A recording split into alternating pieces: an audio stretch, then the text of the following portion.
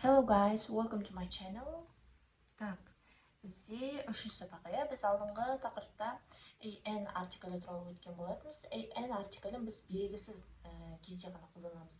Енді бүгін бізде өтетін сабақ the артиклі. The артиклі біз нақты не туралы айтып жатқанымызды білген кезде ғана қолданамыз. Ал an артиклі біз білмеген кезде қолданамыз. Ал the артиклі нақты не туралы айтып жатқанын білген кезде қолданамыз. Okay, let's start. Біз артиклді нақты не туралы айтып жатқанымызды білген кезде қолданамыз. For example, please close the door. Өтінемін, есікті жабасыз ба? Бір комнатада яғни бір есіктен болады, иә? В основном. Сол кезде сіздер айтасыздар, пожалуйста, ана есікті жабасыз ба? Нақты қандай есік екенін сіздер білесіздер. Сол себепті doorдың алдына the артикль қойылады. Where is the key? Кілт қайда? Яғни сіздерге как попало любой кілт керек емес, сізге нақты бір есіктің бір кілт ғана керек. Сол себепті артикль the қолданыласыздар. Келесі, егер зат есім уже екінші рет қайталанып жатса, бірінші сөйлемде артикль the қолданылмаса, екінші сөйлемде артикль the нақты не туралы айтып жатқанын білу мақсатында қолданылады. Мысалы, I bought a shirt and a dress. The dress is blue and the shirt is green. Бірінші сөйлемде I bought a shirt and a dress деген кезде мен сатып алдым шортик және көйлек. Нақты қандай көйлек, қандай шортик непонятно. Келесі сөйлемде уже the қолданылады. Неге? The dress is blue. Өйткені көйлек көк түсті. Біз нақты қандай көйлек туралы айтып жатқанын білеміз.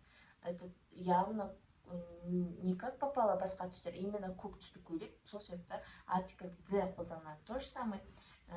The shirt is green. Келесі. Дүниеде бірақ рет кездесетін нәрсе. Мысалы, moon дегеніміз ай. Ай бізде біреу емес, екеу емес, ай бізде бірінші емес, ол тек бірақ зат. Бір рет қана болғандықтан біз алдына артикль the қоямыз. The moon. То же самое күн, sun, я? The sun. Ары қарай кетеміз. Ұлт атаулардың алдында, for example, the English are very polite people. Так, келесі мұхит, теңіз, өзен, канал, таулар, шөлтаулардың алдында артикль the қолданылады. Мысалы, the Atlantic Ocean, the Caspian Sea, the Panama Canal алдында артикль the қолданылады. Әрі қарай. Кейбір мемлекеттердің алдында бізде артикль the қолданылады. For example, the United States of America, the United Kingdom, the Republic of Ireland.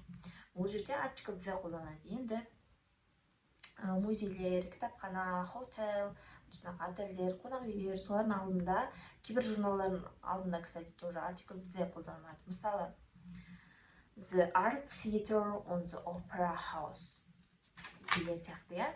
И самый маңызды ол бізде тұрақты тіркестерде қолданылады. Тұрақты тіркестер. In the morning, таңертең, in the morning, таңертең, in the evening, in the afternoon, in the night, түнде, what is the time, the day before yesterday, the day after tomorrow, on the right, on the left, on the right, on the left дегеніміз, оңға солға. Сол сияқты кездерде бізде артикль the қолданылады. Және музыкалық инструменттер және би атаулардың алдында бізде артикль the қолданылады. Мысалы, пианино, the piano. Мысалы, танец, танго, я? The tango. Сіздерде, ол тоже считается то, что бір инструмент, поэтому артикль the қолданылады. Және де мұнда жоқ, я? Тағы бір тақырып бар. Мұнда көрсетілмеген. Ол сіздерде күшейтпелі сұрайлар, superlative және comparative деген бар. Күшейтпелі сұрай дегеніміз не? Мысалы, old, older, the oldest. Old кәрі, older кәрілеу, the oldest прям вообще кәрі.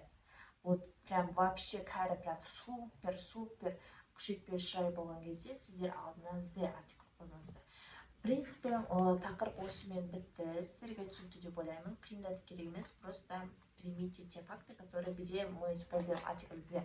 Енді осы тақырыпты сізге бекіту үшін астына мен сіздерге ссылка тастап кеттім. Сол ссылканы ойнап, любой қолыңыз босаған кезде ойнай беріңіздер, чтоб мен айтқан информация сіздерде попросту шығып кетпеу үшін. Келесі тақырып бізде zero article. Zero дегеніміз, вообще zero нөл деп аударылады. Яғни article мүлде қолданылмайтын кездер болады. An article де қолданылмайтын кездер. Именно қай кезде қолданылмайды. Сол бойынша тақырып алатын болады. Окей, good luck.